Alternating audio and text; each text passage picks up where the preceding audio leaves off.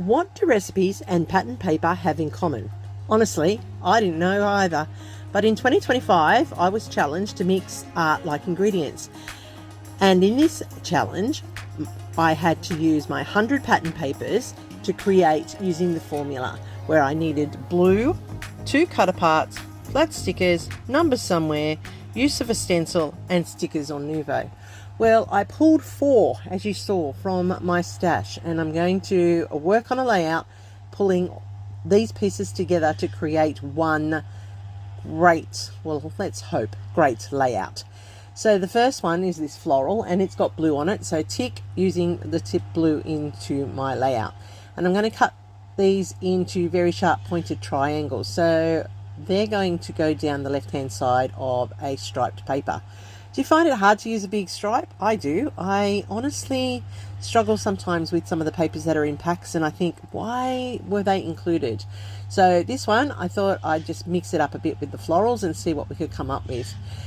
I'm going to cut down these triangles. I have cut them into squares of 2 1/4 inch by 2 inches. And this is come from the one strip down the page that you saw me cut, and I'm going to leave a little gap at the top and a little gap at the bottom. Now this is going to be really unusual for me because I am not even going to mat this one. I'm going to leave it the flat patterned paper as my base. There you go. Challenge for me to just have the patterned paper. All right, I'm cutting out cut aparts. That was its next requirement. Now, it said in the challenge to use 2. I'm actually going to use a few more than 2. I'm going to use these tags, and I also am going to use the word phrases just because they fit my layout. Now, I need to change my blade because my one is starting to burr a bit too much, so that's what I did there. I just added a new Fiskars blade to my cutter. I like it when it's nice and fresh. It cuts just smooth and cleanly. I need to do that more often instead of persevering while it burrs. So I'm just trimming down these tags because I'm going to need each of those on my layout. And I really do apologize for Jack, my cockatoo, going off in the background.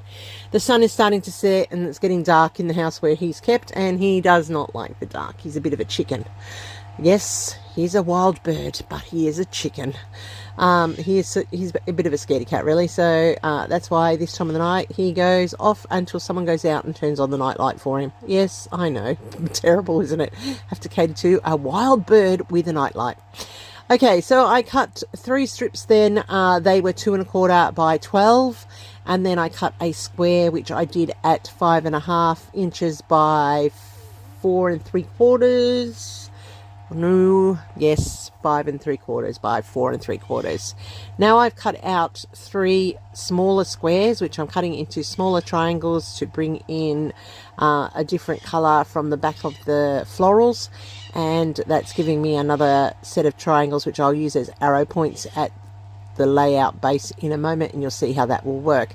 Those ones were 2 inches, 2 1/4 inches by 2 by 2 in depth.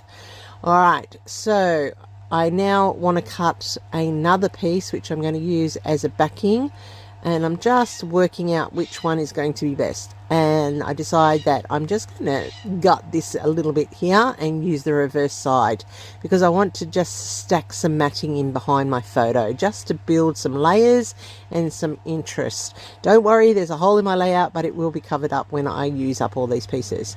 So those strips that I cut that you saw there, I have now trimmed them down so that they are now 9 inches in length. I am going to map this photo of my daughter and her husband, and I'm going to bring more blue into the layout by putting in the first layer of matting as blue, and I'm using up some scrap there. That's pretty good. That was sitting in my scrap pile, and it's the right blue to blend in nicely with this layout, so I'm being able to tick that box as well. I'm putting this as a double matted photo, which will then have layers in underneath. So I like that it's got lots of layers. I like that it's going to have some depth and some texture to the layout. I need to use a stencil. That is what is required on the recipe. So I am now just going in with my Distress Oxide here This one I think is, I don't even know what the name of it is called. It is tumbled glass. Sorry, it's a new one of mine. I don't use it often. Tumbled glass, and I'm putting that through this stencil, which is one of my favorite stencils at the moment. It seems to make a lot of appearances in my layouts. And I'm just putting that strategically around. I know that a lot of it's going to get covered. I had to go find some more, and I also brought in the prize ribbon because that's another blue, and I wanted a darker blue added in for these. Now I have the male and the female symbol here, and I'm also going to put a heart between them, and I know that they will end up with a bit of covering, but that's okay because it's just the hint of the story sort of for the photo. I'm putting in a smattering of blue hearts across the layout as well, and because, as I said, it's my daughter and her husband. He absolutely idolizes her, and so that's why I'm pulling this layout together. These photos were taken, this photo in particular was taken in October when we went up to Lura to the gardens, and I captured it, and I didn't do any effect to it, I can tell you that. It was done by the camera itself. It had a bit of a glitch and it came out like this, and I ended up keeping it, not deleting it, and I printed it. So I actually like the effect that it came up with. I don't know what my camera was doing that day, but it had a few little glitches here and there, and some of the shots that we got were quite interesting artistically, so I ended up keeping them. This here, I am layering up all those pieces that you saw me cut, and I'm just staggering them around so that there are little pieces peeking out all over the place, and that's just to build the interest that I want on this layout. Now, I don't know about you, but I sometimes look at a layout and think, what am I going to do? How is this going to come together? And so a recipe is a really good idea because it gives you a starting point. It allows you to pull ideas together and try things that you normally wouldn't try. So I really do like this in the 100 paper challenge. Now, as I said, it's finishing for this year, for 2025. I haven't done very many of my papers, but I am going to do this one and another one before we roll into 2026, and I will be selecting my next round of 100 papers, which I am determined that I'm going to use up, because who hasn't got so many patterned papers? Seriously, if you go through your stash, it will quite surprise you how much you have, because I know I was surprised when I was looking for this lot for 2025. Alright, so I now have these triangles ready to go. I have my photo down. I have those strips in place. So you can already see that this layout is now starting to build itself. I do like the pattern combinations and I do like the colours. I do have the blue in there, which was a priority for this layout. So I'm just going to put these triangles down, and then I'm going to be able to start embellishing. Now the next part was the cut aparts, and so I have these tags. They were part of the full sheet that you saw, and I have cut them apart. I'm going to stick them in under and around the photo. You'll see how I layer this up in a moment. This one over here I'm just going to push in underneath because I want that little flower to just stick out there as a little point of interest, but it'll also be a landing point for my clusters in a little while. I'm going to, at first I thought I was going to do each of these tags with a tie off individually, but then I thought, no, I saw Ronna do this once and I thought it's so good, I'm just going to string them together. I think that's a great idea. I think Tara does it too. I think that's a really effective idea, and it also adds another point of interest with the jute going through. So I'm going to strategically thread it through and then place it so that it magically lands in the correct spots all over the layout. And I will glue it into place so it looks like it's naturally there. And look at that, isn't that amazing? Doesn't need to be tied off, but it is dressed as Scrappy Adam used to say, don't leave your tags undressed. So I am meeting that criteria there as well with the cut aparts, and I like how the jute is adding another layer of texture to the layout. So I'm going to put in these ones that I cut in to be arrow points, and they're going to go down here at the bottom right hand of the layout, and that's going to draw your eye down the page as well. So it's going to tuck in under that little cut apart tag that I tucked in behind the photo, and then I'm just going to layer them up as a downward arrow pointing design on the layout. So just bear with me as I put this in place, and that's how that's going in there. Now, I don't like that bare spot above that tag. I think it's just standing there by itself, so I'm going to put another little sentiment in there. So I know I've exceeded the 2 cut aparts, but I just needed to. This one says made with love, and I think that that's just lovely. So I've got this other little tag that's going to be my title, and it's a little bit too big. It will cover up the stenciled image there, so I'm just putting it without the extra border. So I'm trimming that down here, and I'm just going to be able to pop that up on some foam and give it some height so that it pops up there off that layout. I do like having a layout with texture and definition and different heights to it. I like shadows, I like tactile things, and that allows me to do it with the foam. It says together is the best. I think it says together is the best or something like that. So I've just put that into there. Then I am having to use flat stickers. I was a bit stuck with that because I don't have very many stickers, and I was thinking, what am I going to do? Then I was going to get some word stickers, but that didn't fit. And I found that these ones, oh, they're so old, Creative Memories ones, and they've got numbers because I have to have numbers on there as well. And so I've been able to put the date down with the flat stickers and the numbers. So that was the date we were up in the mountains at Lyra at the gardens, and that meets that criteria. I have this Vicky Bouton little paperclip piece here that says take note. Just adding that there to a top part of the layout. And now I can use all the fussy cut pieces that I have collected from in and around my desk, because trust me, there's so many of them. I'm just going to add them with a bit of foam tape. I love this 1mm foam tape that Ronna put me onto from scrapbook.com. It is the best, seriously. 1mm tape, perfect. It just adds that little bit of dimension. It's not as big as my pop foam dots, so I'm able to tuck it in and around. I just love it. Tuck that blue flower in behind that paper clip. I'm putting another one over the top, and then I'm going to be able to do my doodling before I finish off. So I'm going to do a double messy line on all of these pieces in the layout, and that's just to finish it off. Now, you know me, I like to add the little bit of extras. You don't have to. You can leave it the way you want it to be, but I like to add it so that it makes the pieces pop off the layout.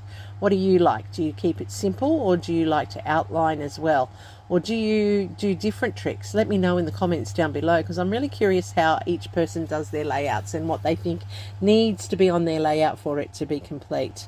We're all different. We all like different things, and I'm really curious because I like to learn from people. And, you know, that's what this beautiful art that we do is about. It's learning from each other, it's being inspired, and it's also about keeping the memories alive, ready for the next future generations.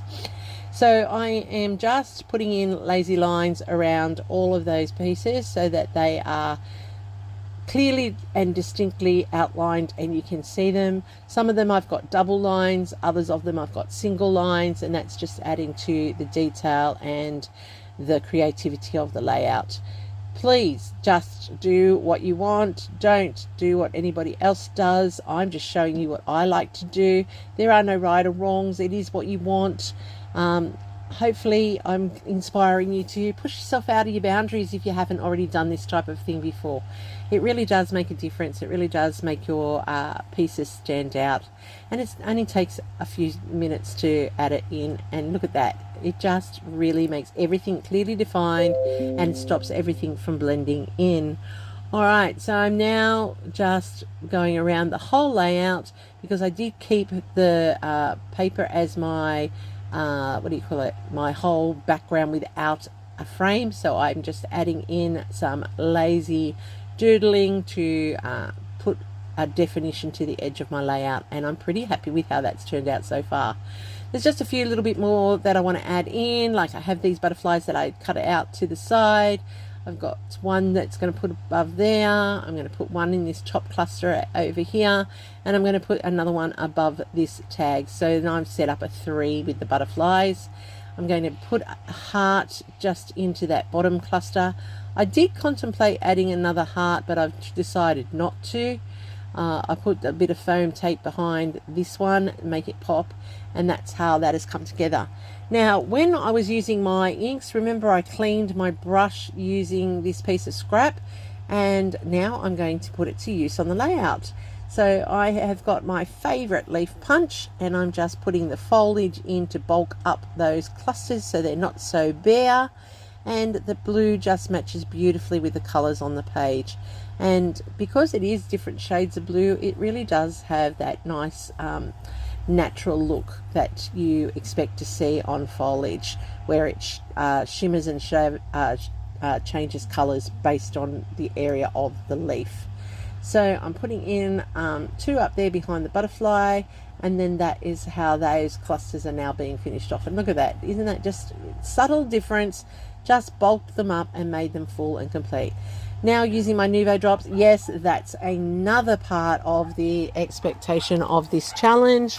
And now Ivy's going off because her mum has just arrived home and she's just excited to see her.